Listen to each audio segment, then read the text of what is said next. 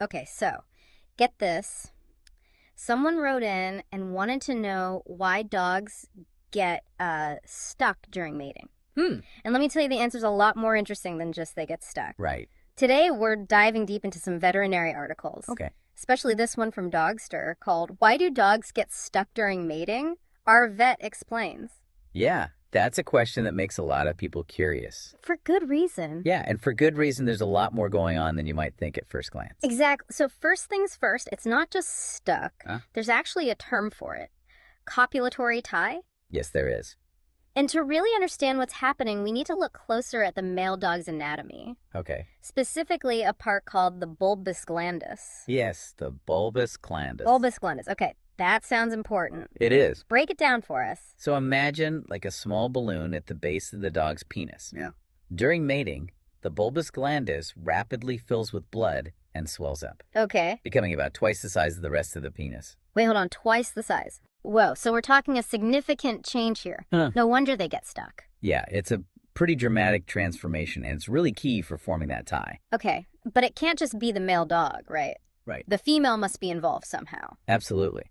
So the female dog has muscles in her vagina called the constrictor vestibule muscles. Okay. When the male's bulbus glandus swells up, these muscles clamp down around it. Oh, so it's like they get locked together. Yeah. Like a puzzle piece. That's a great way to put it. Wow, and this clamping down isn't like a conscious decision by the dogs. Right. It's a reflex, an involuntary response triggered by the male's anatomy. Exactly. Whoa, so it's not like they're choosing to stay connected. Their Yeah. bodies just do it. Exactly. It's all just biology at work. But why go through all this trouble? What's the point? Well, What's the evolutionary purpose of this whole copulatory tie thing? it's all about increasing the chances of a successful pregnancy. Oh, okay, that makes sense. It would be a pretty inefficient system if they were only loosely connected, Precisely. And, female dogs only go into heat about twice a year. right? So each mating is a really precious opportunity to produce a litter of puppies. High stakes. Yeah. So this tie is like nature's way of making sure those sperm have the best possible shot at reaching their destination. Exactly. But here's a question. Does a tie automatically mean pregnancy is guaranteed? That's a great question. And the answer is no. Really? A tie does not necessarily equal a pregnancy. So even if those dogs are locked together, it's still not a sure thing. Exactly. And here's another important point. Separating dogs mid-tie won't prevent pregnancy either. Really? Yeah. By the time the tie happens, the sperm's already on its way. Wow. So even if you tried to intervene, which I'm guessing is a big no-no, it wouldn't change the outcome. That's right. Spaying is the most effective way to prevent pregnancy. Okay. There are also mismating injections, but that's probably a discussion for another deep dive. Right. Probably beyond the scope of what we're looking at today. Yeah. But let's get back to those dogs in their, shall we say, compromising position. Sure. What should you absolutely not do if you see dogs in a copulatory tie? The most important thing is never try to separate mated dogs. Okay. Doing so could cause serious injury to both the male and the female. So that's a big takeaway for all our listeners. Hands off. But what if the dogs seem distressed? Even if they seem uncomfortable, it's a natural process and it's temporary. Okay. The tie duration varies. It can last anywhere from 5 to 60 minutes. Okay. So just remember it's a natural part of their mating process. Right. But I gotta ask this whole tie thing. Yeah. It isn't unique to dogs, right? You're absolutely right. It's found in other species as well. So this little quirk of dog mating actually gives us a peek into a much bigger picture of evolution and animal behavior. You got it. And it raises some fascinating questions about reproductive strategies across the entire animal kingdom. But we'll get into all of that in part 2 of our deep dive. Oh, can't wait. Stay tuned. Stay tuned. Welcome back to our deep dive on the canine copulatory tie. So before we went away, we were saying how this copulatory tie, Yeah. it's not just something dogs do. Yeah. And I am dying to know what other animals have this interesting mating strategy. We see it in foxes, for example. Oh, okay. But there's a twist.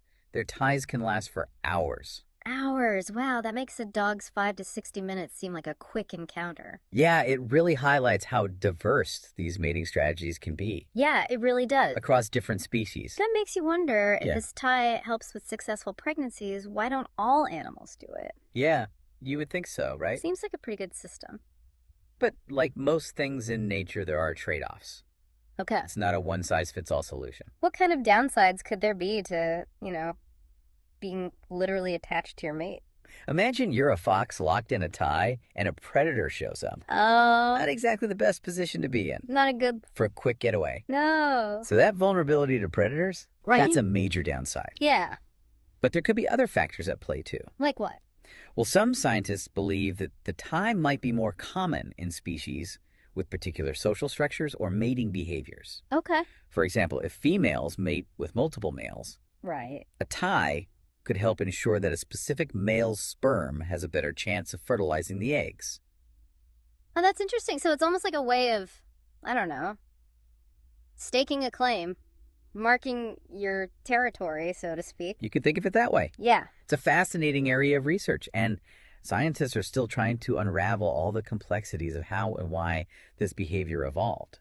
So it's not just about the physical act of mating. Right. It's tied to these complex social dynamics and evolutionary pressures. That's pretty amazing. Exactly. It's another layer of complexity to this whole phenomenon. Right. And it really highlights how interconnected everything is in the natural world. So we've talked about vulnerability to predators, possible links to social structures. Any other potential downsides? Well, a tie could also be energetically costly. Oh, okay. You know, maintaining that physical connection for an extended period of time takes energy. That makes sense. It's not exactly a restful activity. Right. So while there are clear advantages to a copulatory tie, like increasing the chances of successful fertilization, right, there are also these potential costs. So it's like nature is constantly weighing the pros and cons, trying to find that sweet spot between reproductive success and survival. Precisely. And the fact that this tie is present in some species but not others suggests that it's a strategy that works well in certain environments and social contexts, but not in others. Yeah, it's like a puzzle figuring out where this behavior fits into the grand scheme of evolution. And it's a puzzle that keeps scientists busy. Yeah. There's still so much we don't know, which is what makes this field so exciting. I'm definitely looking at dogs in a whole new light now. Yeah. It's not just about two dogs getting stuck. It's this incredibly intricate dance of anatomy and instinct and evolutionary strategy. Exactly. It just goes to show that even the seemingly simple things in nature often have really deep and fascinating explanations. All right, so we've covered a lot of ground here, from the nitty-gritty details of bulbous glandus to the evolutionary reasons behind this whole tie phenomenon. What's one thing you want our listeners to walk away with? A final thought to ponder. I think the biggest takeaway is that there's always more to learn. Even something as seemingly straightforward as dogs mating can open up a whole world of questions about biology, evolution, and animal behavior. Yeah, you're so right. So if any of our listeners want to dive even deeper into this, what would you recommend? I definitely suggest revisiting that Dogster article we mentioned earlier. Why do dogs get stuck during mating? Our vet explains. It goes into even more detail about the whole process. Great suggestion. Now we know we only scratched the surface today, but what an amazing scratch it was. The animal world is full of surprises, and we can't wait to explore more of them with you in future deep dives. I'm with you there. Keep those questions coming. There's always something new and fascinating to discover. And on that note, it's time to wrap up our deep dive into the world of canine copulatory ties. Thanks for joining us. It's been a pleasure exploring this with you. Until next time. Well, there you have it. The next time you see dogs in a, shall we say, compromising position, you'll know there's a whole lot more to it than meets the eye. And who knows, maybe it'll spark your curiosity to explore the mating habits of other creatures too. Happy deep diving! Okay, so we've uncovered the secrets of the bulbous glandus.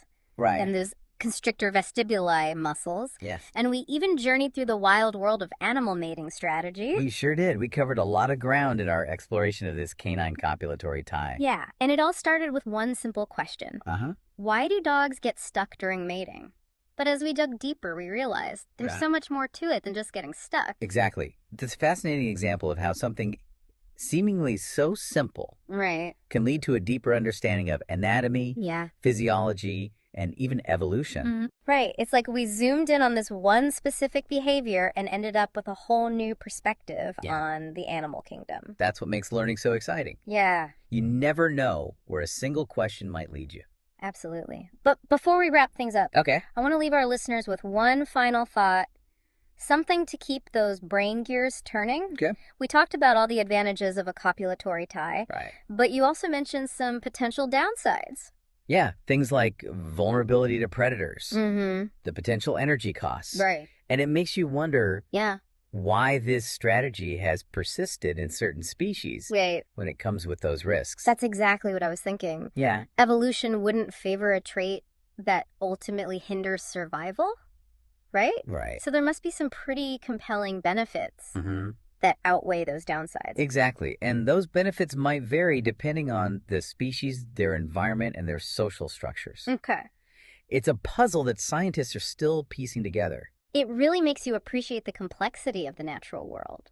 Yeah. There's always more to uncover, always another layer to peel back. Precisely. And I think that's a great note to end on. Yeah. Keep asking questions, keep exploring, Mm-hmm. and never stop being curious about the world around you. Well said. A huge thank you to all our listeners for joining us on this deep dive into the canine copulatory tie. My pleasure. We hope you learned something new and maybe even discovered a newfound appreciation for the intricate world of animal mating. It's been a pleasure sharing this journey with you. Until next time.